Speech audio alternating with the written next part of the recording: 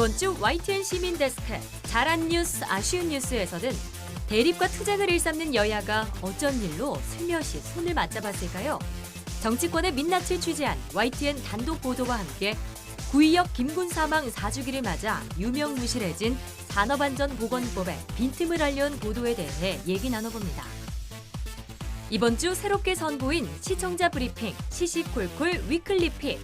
YTN을 향한 시청자 여러분의 물음과 질문에 속 시원하게 답해드립니다. 신나는 체험학습과 흥미로운 놀이수학을 통해 숨겨진 수학의 원리를 찾아봅니다.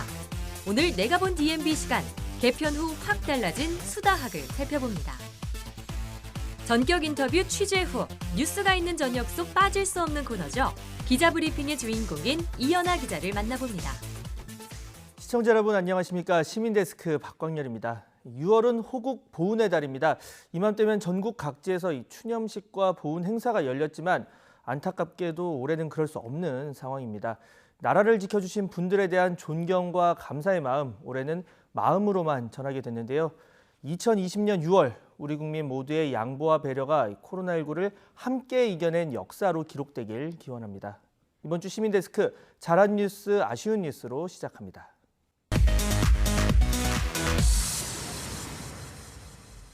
네, 오늘 함께 이야기 나눌 분들 먼저 소개해드리겠습니다. 민주사회를 위한 변호사 모임 미디어 언론위원회 이강혁 변호사, 원승현 시청자평가원 그리고 송태호 YTN 해설위원 나오셨습니다. 세 분 안녕하세요. 안녕하세요. 안녕하세요.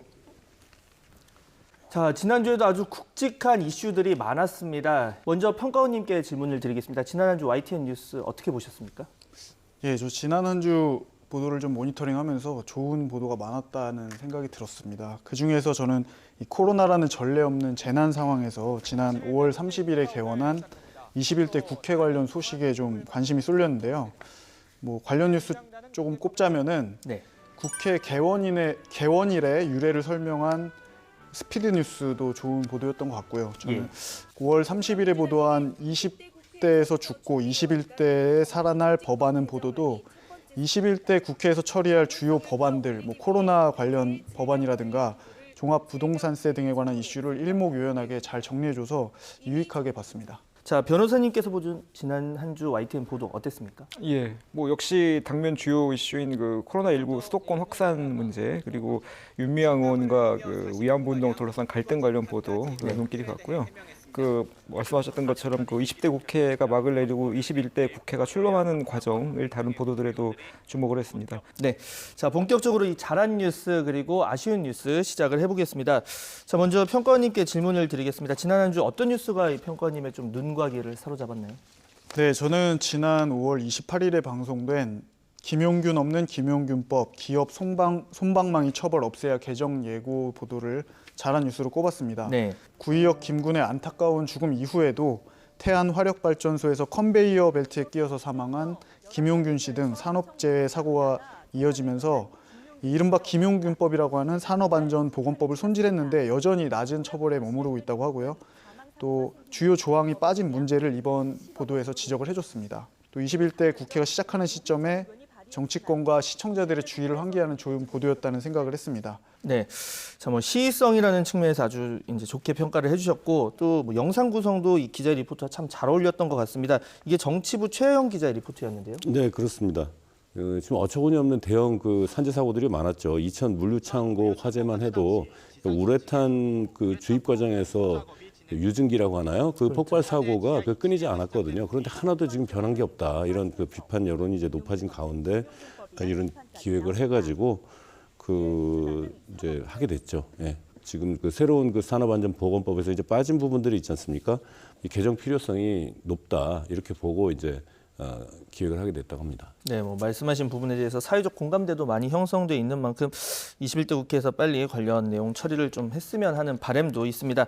자, 이번엔 변호사님께서 꼽아주신 YTN 좋은 뉴스 한번 들어볼까요? 지난 5월 21일 방송 단독 보도, 그 마지막 본회의에 끼어든 건 당직자 억대 연봉 자리 늘리기 보도를 잘한 뉴스로 꼽아봤습니다. 네. 지금까지 정책연구위의 운영 실태를 보면 그 상임위 활동을 뒷받침하는 국회 전문가가 아니라 이제 각 정당의 그 당원물한 당직자를 각 교섭단체가 그 자기 식구들 인사 돌려막기 이 차원에서 앉혀왔고 그 바람에 실제 입법 활동에 별다른 도움을 주지 못했다라는 비판이 이어져 왔다는 사실을 지적을 했는데요. 이런 비판 때문에 여야가 이 규칙 개정안을 지난 2016년에 이미 발의를 해서 운영위 법사위 통과도 됐는데 여론의 눈치를 보면서 본회의에 올리질 못해 오다가 이번 20대 국회 마지막 본회의에서 이제 슬며시 끼워 넣어서 급하게 처리해버렸다고 이제 보도는 꼬집었습니다. 이 전문위원들이 뭐 의견도 내고 법안에 대해서 좀 부족한 점은 또 보충할 수 있게 여러 가지 그런 순기능이 있는데 좋은 취지인데 이게 실질적으로 뭐 말씀하신 것처럼 전문성이 없는 사람, 뭐 돌려막기식으로 운영이 되다 보니까 좀 문제다 뭐 이런 지적이 나오고 있어요. 예. YTN은 또 본 보도 사흘 뒤인 5월 24일에는 네.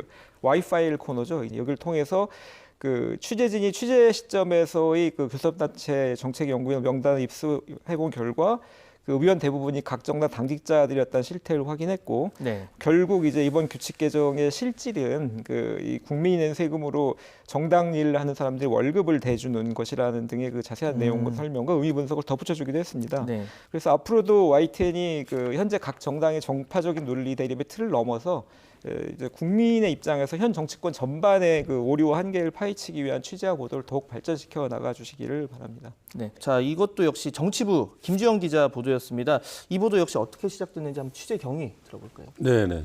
이제 변호사님이 칭찬을 많이 해주셔가지고 제가 오히려 한번 비판을 해볼까 싶은데요. 예. 어떤 이제 부분일지. 예. 왜냐면 제가 보기에는 조금 완성도에 좀 문제가 있지 않았나. 아마 급하게 만드느라고 해서 그런 것 기사 같아요. 완성도에 예. 좀 문제가 있었다. 그리고 이제 취재 포인트를 잘 잡았고 미리 다 준비를 해가지고 이 사람들이다. 제가 확인한 건 좋았는데 문희상 의장 녹취 외에는 인터뷰를 좀 받쳐주질 못했거든요. 그래서 좀 지루할 수도 있고 그런 점을 제가 좀 오히려 지적을 해드리고 싶고요.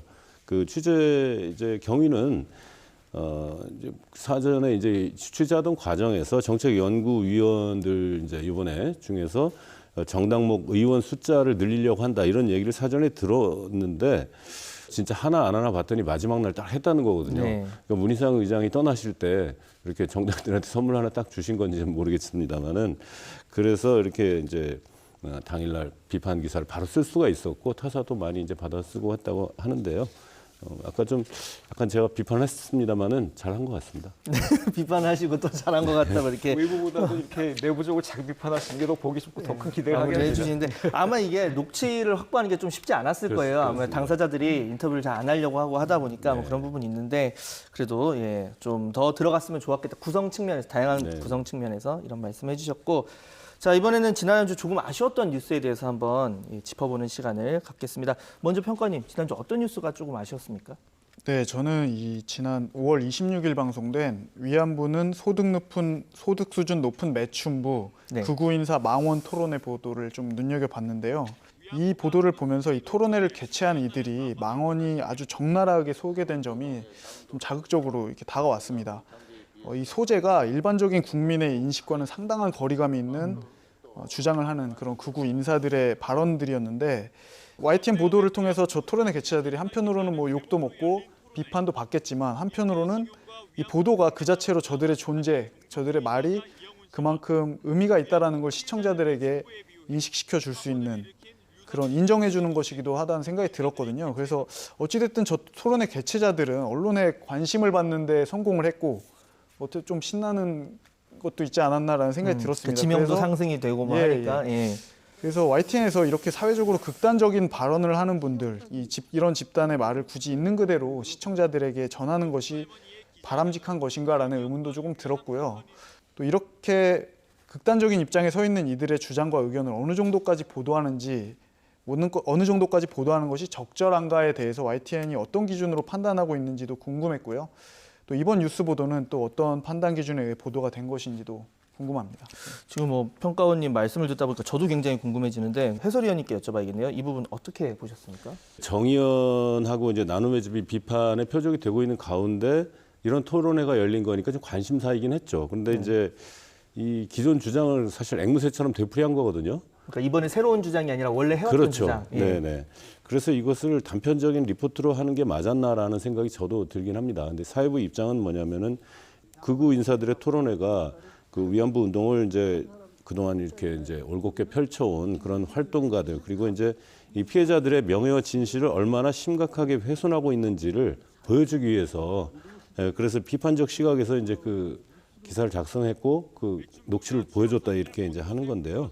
다만 이제 생각해 볼 거는 정말 보도할 가치가 있었던 건지 보도를 한다면 차라리 좀 시차를 두더라도 맥락을 짚어서 제대로 설명하는 기획을 했으면 더 낫지 않았을까 하는 생각이 저도 들긴 합니다. 네. 이게 아마 제 생각에는 그러니까 최근에 위안부 운동 관련한 그동안 이제 어떤 시민단체 운동가들의 뭐 자금 문제라든가 이런 거에 편승을 해서 일본 극우 세력 일부에서 뭐 그동안의 위안부 활동, 인권 활동 자체에 대해서 좀 비판이라기보단 비난을 하고 거봐라 뭐 이런 식의 얘기가 많이 나오다 보니까 이런 과정에서 국내에 있는 또 이런 분들이 또 그렇죠. 다른 주장은 아니지만 기존 주장을 답습하는 걸 또 하니까 아마 그런 얘기들을 하면서 어떤 가치를 담아서 좀 시청자들이 잘 판단할 수 있게 하려고 한 것 같긴 그렇죠. 한데 사회부에서 이제 그 비판적인 그 시각을 갖고 네. 그것을 실체를 보여줌으로써 정말 사실 좀 보는 분들이 조금만 그 생각을 하시면은 그 내용이 정말 맞지 않다는 걸 알게 되거든요. 네. 그런 시각에서 한 건데 좀 그런 지적을 받게 됐습니다. 어떻게 하다 보니까 제가 사회부 편을 드는 것처럼 지금 그렇게 되는데 그런 건 전혀 아니고요. 예. 자, 이번엔 변호사님께서 뽑아주신 아쉬운 뉴스 들어보겠습니다. 예.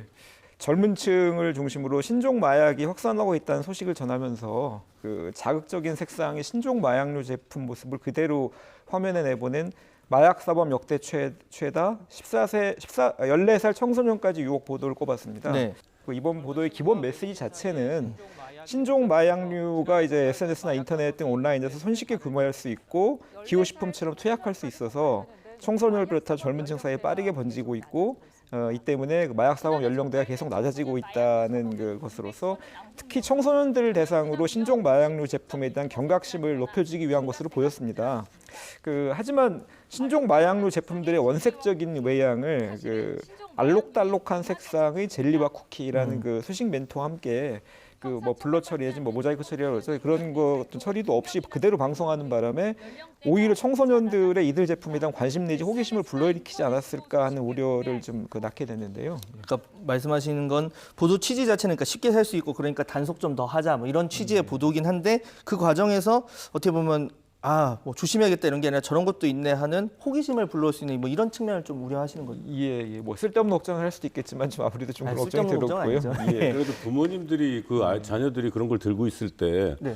이렇게 이거 혹시 이걸 수도 있다라는 그런 좀 이렇게 알리는 효과. 알리는 효과는 있지 않을까. 모르시는 분들도 물론 있었겠죠. 그렇지. 예를 그렇지. 들어서. 네. 근데 그걸 통해서 또 이런 것도 있네. 나도 한번 이렇게 쉽게 살 수 있다는데 한번 사볼까? 이런 생각을 갖는 걸 좀 걱정하시는 거죠. 예.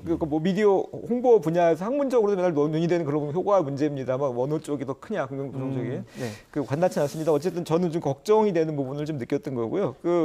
사실 근데 예를 들어서 이제 가장 중요하고 유익한 정보라고 할 수 있는 거는 문제의 마약류 제품들이 인체에 어떤 해악을 주는가 이제 그렇죠. 그런 정보 아닙니까? 근데 네네. 그런 구체적인 설명 내용은 또 없었어요. 그게 없었어요? 예. 그럼 그래서 문제네요. 그래서 좀 아쉬움이 있었고요. 네. 앞으로 많이 지금도 노력하고 계시겠지만 약물 사용과 범죄 사건에 관한 보도를 할 때에는 자세한 내용 전달에만 또 어떤 긍정적인 효과 말씀하신 그런 거에만 이제 치우치게 생각만 하다 보면은 본의 아니게 또 약물이나 이런 범죄 수법 등 범죄 수단 등 이런 것들을 세간에 전파하는 효과를 저줄 수도 있기 때문에 그렇게 되지 않도록 보도의 사회적 영향을 좀 생각을 하셔서 보다 무겁게 차분하고 신중하게 좀 보도를 해주시면 좋지 않을까 하는 생각을 해봤습니다. 이제 마약이란 게 이렇게 막 흉측하고 이런 게 아니라 그만큼 구분이 좀 어려운 것들이 있어서 이렇게 심각하다 이런 부분을 얘기하고 싶었던 걸 텐데 말씀하신 것처럼 동기가 유발되지 않도록 하려면 좀 해악 같은 걸 더 설명을 했어야 되는데 아쉽다는 생각이 좀 들기도 저도 하네요.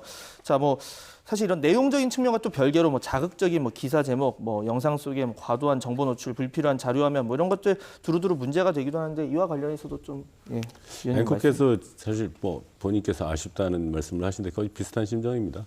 그리고 요즘은 워낙 또 이게 이제 SNS나 이런 짧은 영상들을 통해서 이게 기사들이 유통되다 보니까 이게 악용될 수도 있지 않을까라는 걱정도 들고요. 그래서 앞으로 이제 영상과 관련해서 좀 더 신경을 좀 많이 써야 되겠다, 유의해야 되겠다 이렇게 해당 부서에서 답을 해왔습니다. 네. 특히 요즘은 예전 이제 우리 선배님들께서 계시던 때와는 달리 워낙 뉴스가 이제 온라인에 금방 올라오고 또 그 일부분을 이제 흔히 말해 편집해서 정말 빠르게 유통이 되거든요. 맞습니다. 그러다 보면 알록달록 뭐 젤리, 알록달록 캔디 이런 부분만 계속 반복이 돼서 그럴 올라올 수도 수도 있죠. 있다 보니까 그런 부분에서 물론 뭐 악의적인 편집에 대해서는 뭐 그것도 자체도 뭐 침소봉대도 문제겠지만 그런 가능성까지 조금 대비를 해야 하지 않을까. 네. 저희가 더 친절하게 해야 되지 않을까 이런 생각이 듭니다. 네. 지금까지 잘한 뉴스, 아쉬운 뉴스에 대해서 이 세 분과 함께 두루두루 이야기 나눠봤습니다. 오늘 말씀 감사합니다. 네, 감사합니다.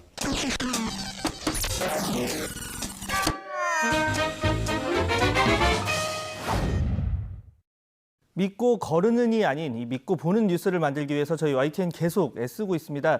이 시청자의 생생한 물음에 YTN이 직접 시원하게 답해드리는 데일리 옴부즈맨 프로그램 시청자 브리핑 시시콜콜을 이제 시민데스크에서도 만나보실 수 있습니다. 한 주간 모인 시시콜콜의 내용들 지금 바로 확인해 보시죠. 안녕하십니까. 시청자 브리핑 시시콜콜입니다. 오늘은 네이버에서 댓글이 많은 기사 하나를 보겠습니다. YTN이 단독으로 보도한 기사입니다.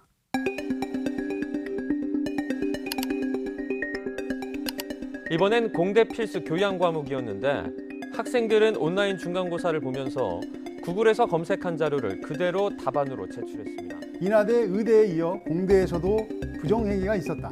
구글 자료를 그대로 베꼈다는 김다연 기자의 리포트입니다. 댓글을 보면 애초에 오픈북 시험이었으니 부정행위는 아니라는 댓글이 꽤 눈에 띕니다. 뉴스에 나올 일인지는 의문이라는 댓글도 있었고 구글링으로 찾은 자료를 답안으로 쓰는 게 가능하도록 문제를 낸 것이 더 문제라는 의견도 있었습니다. 저렇게 부정행위를 안 해본 사람 찾는 게 더 힘들 것이라는 글도 있었고 온라인 시험 자체가 웃기다. 차라리 과제로 대체하라는 의견도 있었습니다. 코로나19로 시험을 온라인으로 치르면서 일어난 일인데 취재 기자에게 확인해 본 결과 문제가 된 온라인 시험은 오픈북 시험이 아니었습니다. 그렇다면 아무도 없는 곳에서 시험을 보는데 내가 검색을 안 하면 손해가 되지 않을까 하는 문제가 생깁니다. 이익과 정직에 대한 문제입니다. 그러나 그 부분은 따로 이야기할 문제입니다. 이번에 YTN 기자가 취재해서 단독 보도한 내용은 일단 오픈북 시험이 아니라는 점에서 부정행위라는 것입니다. 그런데 댓글로 오픈북 시험이었다고 전제를 바꾸어 단정 짓는 것은 보도의 취지를 무색하게 하려는 것으로밖에는 볼 수 없을 것 같습니다. 시청자 브리핑 시시콜콜입니다. 5.18 당시 헬기 사격을 증언한 고 조비오 신부에게 명예를 훼손한 혐의로 재판받고 있는 전두환 씨. 치매 등 건강을 이유로 재판에 제대로 출석하지도 않으면서 멀쩡하게 골프를 즐기는 모습 등이 목격되면서 끊임없이 공분을 사고 있죠. 한 시청자가 전두환 씨에 대한 호칭 문제를 물었습니다. 전두환 전 대통령이 맞는 건지 전두환 씨가 맞는 건지 어느 것이 분명한 것인지를 좀 가름해 주시기 바랍니다. YTN은 보도국 차원에서 그냥 씨라고 부르는 것을 원칙으로 삼고 있고 글자 수 제한이 있는 자막의 경우 그냥 전두환이라고도 표기합니다. 그러면서도 당시 대통령의 직위가 기사에서 중요하다고 판단되면 전 대통령이라고 씁니다. 전직 대통령에 대한 예우 차원에서 호칭을 붙여줘야 한다고 주장할 수도 있겠죠. 하지만 전직 대통령 예우법 7조를 보면 재직 중 탄핵 결정을 받아 퇴임한 경우 금고 이상의 형이 확정된 경우에는 전직 대통령 예우 대상에서 제외하게 되어 있습니다. 전두환 씨는 지난 1997년 내란범으로 확정 판결을 받았기 때문에 전직 대통령으로 예우할 수 없습니다. 대부분의 방송과 신문들도 YTN처럼 씨라고 부르고 있지만 언론사마다 격차가 큽니다. 전남일보, 무등일보 등 광주의 언론들은 씨라는 말도 내어줄 수 없다며 기사 본문에도 그냥 전두환이라고 쓰고 있습니다. 반면 조중동 등 보수 언론들은 기본적으로 전 대통령이라는 직위를 붙여주고 있어 극명한 인식의 차이를 보여주고 있습니다. 이 정도면 호칭을 둘러싼 의문이 풀리셨겠죠. 시시콜콜 오늘은 여기까지입니다. 감사합니다.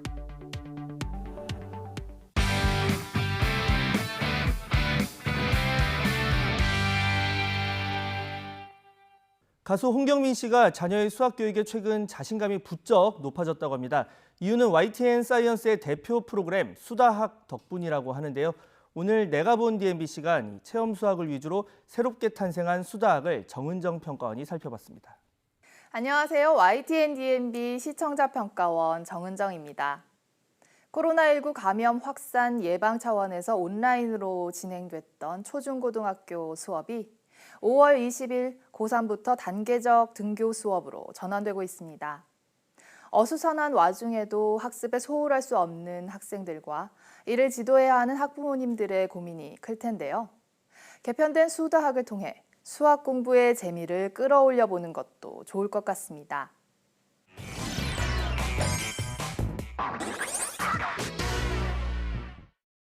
수다학은 수학적 흥미와 사고력에 초점을 맞춘 체험 수학의 하나로 놀이기구 속에 숨은 수학 원리라는 주제로 진행됐습니다.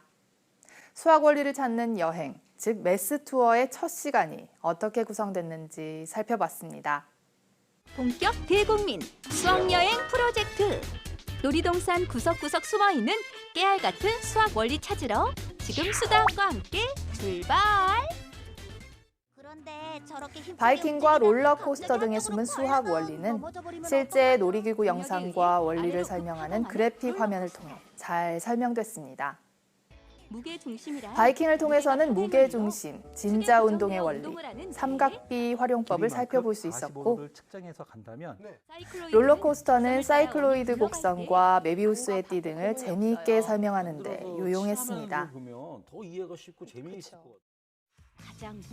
바이킹에서 가장 무서운 자리가 어디인지 묻는 쉬운 퀴즈라든지 놀이동산 속 숫자를 통해 이상, 이하, 미만, 초과 등의 개념을 익힐 수 있다는 조언은 수학을 더욱 가까이 느끼게 하고 수학적 사고력을 자연스럽게 키울 수 있는 방법을 알려준 좋은 사례라고 생각됩니다. 기록을 남기는 건 굉장히 중요합니다. 수학 체험의 경험을 가족신문이나 일기 등으로 남겨둔다거나 수학의 원리를 다 이해하지 못하더라도 흥미 유발에 중점을 둘 것을 당부하면서 놀이나 체험이 학습에만 너무 매몰되지 않도록 신경 쓴 점이 돋보였습니다.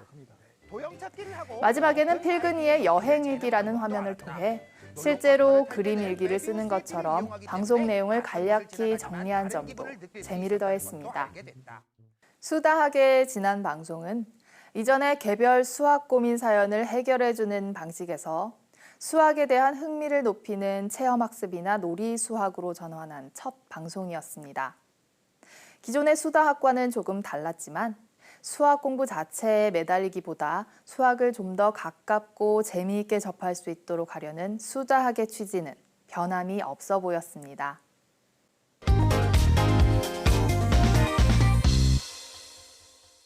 하루 24시간 끊이지 않고 발생하는 사건, 사고들 가운데 더 깊이 있게 알고 싶은 이슈가 있다면 뉴스가 있는 저녁 기자 브리핑을 참고하시길 바랍니다. 오늘 전격 인터뷰 취재 후 시간 이슈별 추가 취재부터 친절한 설명까지 담아낸 기자 브리핑의 주인공 이연아 기자를 만나봅니다. 안녕하세요. 시사 유튜버 한지입니다. YTN에서 유일하게 만나볼 수 있는 기자 브리핑의 주인공이죠. 뉴스가 있는 저녁에 이연아 기자를 소개합니다. 네, 안녕하십니까. 보도제작국 뉴스가 있는 저녁 소속의 이연아입니다.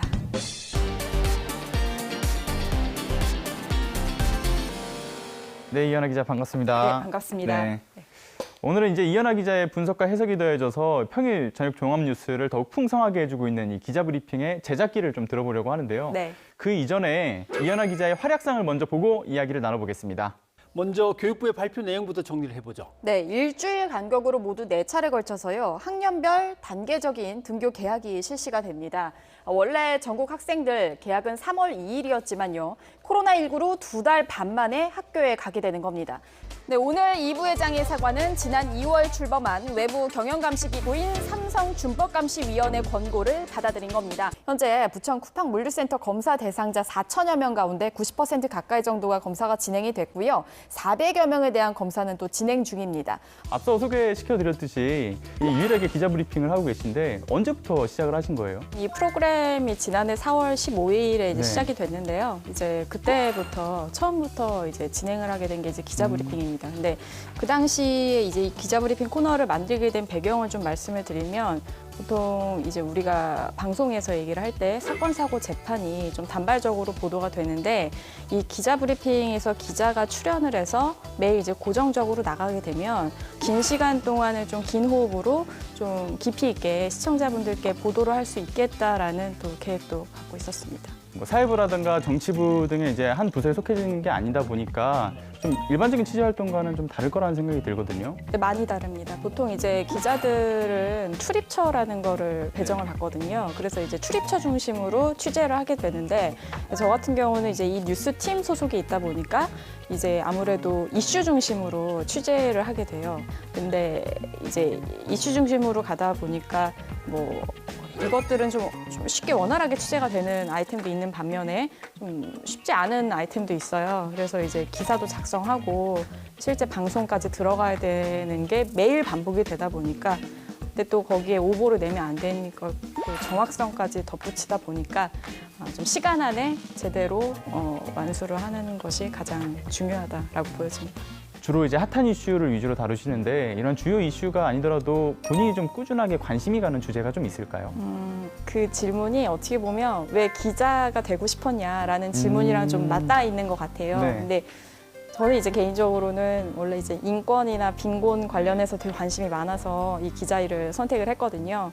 그래서 지금은 이제 말씀하신 대로 이슈 중심으로 계속 보도를 하고 있지만 개인적으로는 아까 말씀드린 인권이나 빈곤 관련된 아이템, 예를 들어 뭐 가습기 살균제 참사, 지금도 진행 중이거든요. 그래서 뭐 이런 것들이나 아니면은 뭐 군 의문사 뭐 사건이나 좀 그런 부분에 대해서는 보도 여부와 상관없이 기자 개인적으로 관심을 갖고 있고 좀 조금씩 이렇게 취재를 해 나가고 있습니다.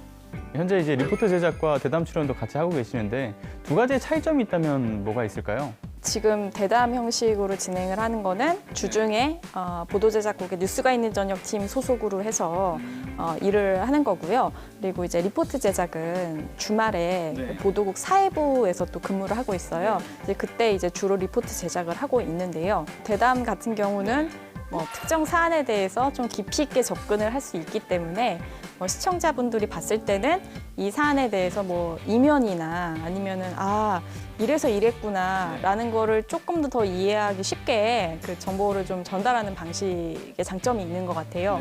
리포트 같은 경우는 이제 정해진 시간이 있기 때문에 압축적으로 해서 사실관계 중심으로 이제 보도를 하기 때문에 짧은 시간에 이제 그 중요한 정보만 딱 듣고 이제 나올 수 있는 그런 각각의 장점이 있는 것 같습니다. 시청자분들의 저녁을 또 책임져주고 계시는데 정작 본인의 저녁은 좀 없는 삶을 살고 계신 게 아닌가라는 생각도 들거든요. 네.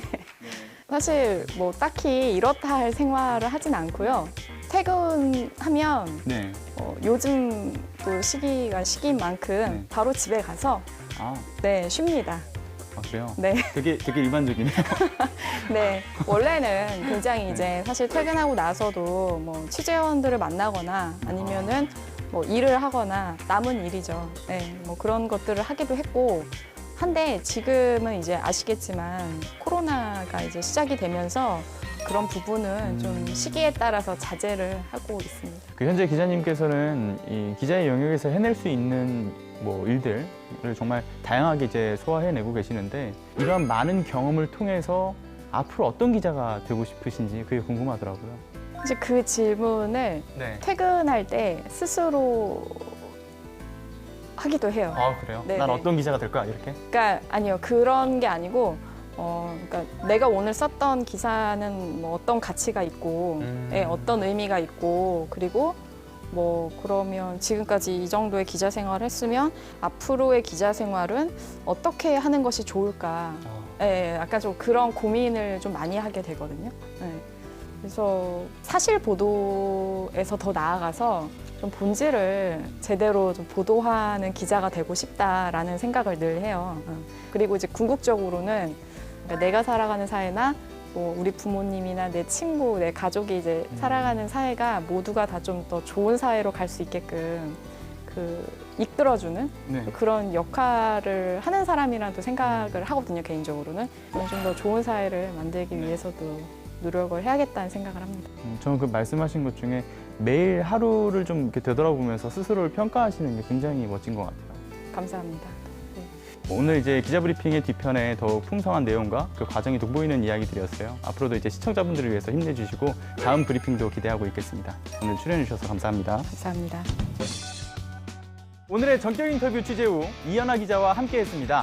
전격 인터뷰 취재 후는 시청자 여러분의 궁금증과 함께합니다. 또 이 사건의 취재기를 꼭 알리고 싶다 하는 기자님들 언제든지 연락주세요. 다음 시간에는 더 알찬 소식으로 찾아뵙겠습니다. 감사합니다. 항상 강조드리지만 이 시민데스크 시청자와 함께 만들어가는 프로그램입니다. 이 보도와 프로그램에 관한 여러 가지 의견 시청자센터 홈페이지 게시판에 남겨주시고요. 저는 다음 주 더 알찬 소식으로 돌아오겠습니다. 시청해주신 여러분 감사합니다.